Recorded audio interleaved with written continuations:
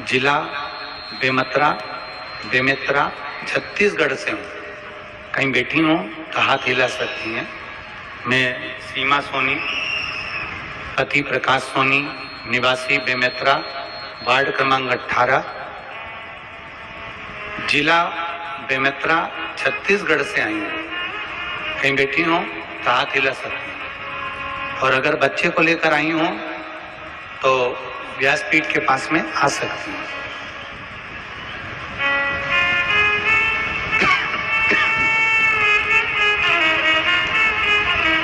गुरुदेव,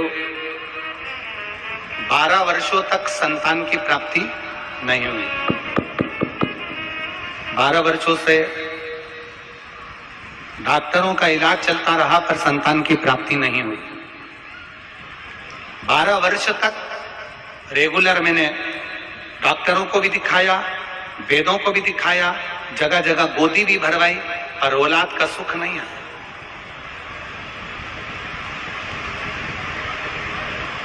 किसी के कहने पर पहली बार मैंने अपनी कमर में सफेद आंकड़े की जड़ को बांधा, क्योंकि विश्वास तो हमारा खत्म हो गया था, भरोसा तो हमारा टूट गया था कि 12 वर्ष हो गए और संतान का सुख नहीं है। फिर भी एक शंकर की भक्त के कहने पर सफेद आंकड़े की जड़ को बांधा, पशुपतिनाथ का व्रत किया और भगवान भोलेनाथ की ऐसी कृपा हुई कि मेरा गर्भ ठहर गया। 12 वर्ष के बाद अगर औलाद हो रही है तो घर में इतनी खुशी हो गई गुरुदेव कि शायद दुनिया में ऐसी तो आतिशबाजी भी नहीं होगी जो मेरे घर के लोगों की खुशी थी। गुरुदेव, 21/11/2022 के दिन, सोमवार के दिन रात्रि को 9:50 पर सुबह 9:50 पर बाबा भोलेनाथ की कृपा से मेरे घर में पुत्र ने जन्म लिया। मैं बाबा को धन्यवाद देने के लिए आई हूँ कि 12 वर्ष के बाद देवाधिदेव महादेव ने कृपा करी है। 12 साल के 12 वर्ष के बाद भगवान शिव की करुणा हुई।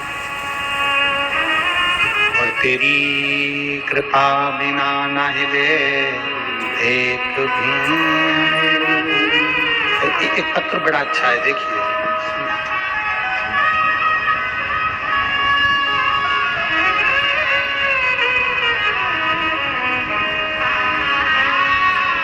इंद्रासन सिंह, एलईडी पर आप लोग पत्र पढ़ा करो, साथ में जितने लोग आस्था चैनल पर कथा सुनते हैं वो भी पत्र पढ़ा करो। इंद्रासन सिंह, पत्नी ज्ञानती देवी, हाउसिंग बोर्ड और क्षेत्र भिलाई। मैं ज्ञानती देवी, हाउसिंग बोर्ड भिलाई, छत्तीसगढ़ से हूँ। कहीं बैठी हो तो हाथ हिला सकती है। दिख रही हैं ज्ञानती देवी? अगर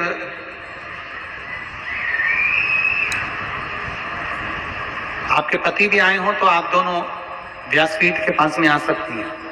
अगर पति भी आए हैं उनके, आए साथ में, तो उनको भी ले आओ, आ जाइए। मैं ज्ञानती देवी, हाउसिंग बोर्ड भिलाई से आई हूँ। मैं क्या वर्णन करूं गुरुदेव। मेरे पति की तबीयत 15 दिसंबर को अचानक खराब हो गई और उनकी आवाज में बदलाव आना शुरू हो गया। आवाज के बदलाव के कारणवश हम उनको डॉक्टर को दिखाए। डॉक्टर को दिखाते दिखाते उनकी आवाज 80% चली गई।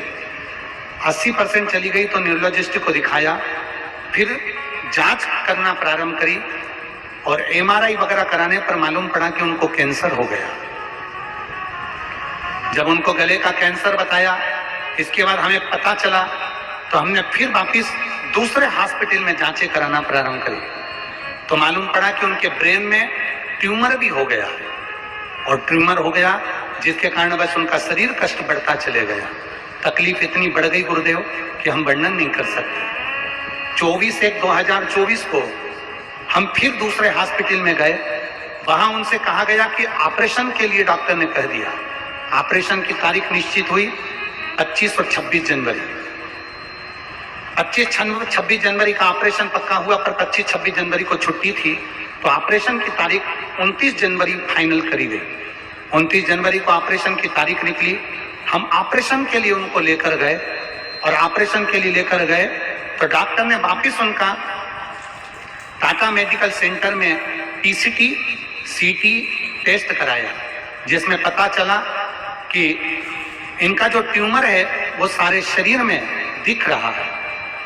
फिर वापिस एक बार जांच कराई गई ऑपरेशन के पहले, तो मालूम पड़ा कि उनको ट्यूमर भी नहीं है, कैंसर भी नहीं है, और बाबा की ऐसी कृपा हुई गुरुदेव कि उनकी बायोप्सी जब कराई गई तो उसमें सारी रिपोर्ट नॉर्मल आई, जिसके अंतर्गत कैंसर समाप्त हो गया था। गुरुदेव, डॉक्टर ने 25-26 जनवरी ऑपरेशन का कहा था।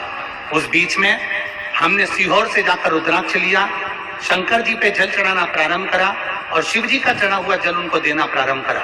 आज हम बाबा को धन्यवाद देने आए हैं, जिन्होंने कैंसर से निकालकर ब्रेन ट्यूमर पर लाए और ब्रेन ट्यूमर से निकालकर केवल इन्फेक्शन पर लाकर खड़ा कर दिया। आज बाबा की कृपा से मेरे पति बिल्कुल ठीक हैं, और जो हॉस्पिटल में पड़े रहते थे, जो पलंग पर पड़े रहते थे, आज चलकर कथा में आए हैं। मैं बाबा को धन्यवाद देती हूँ। ये शिव तत्व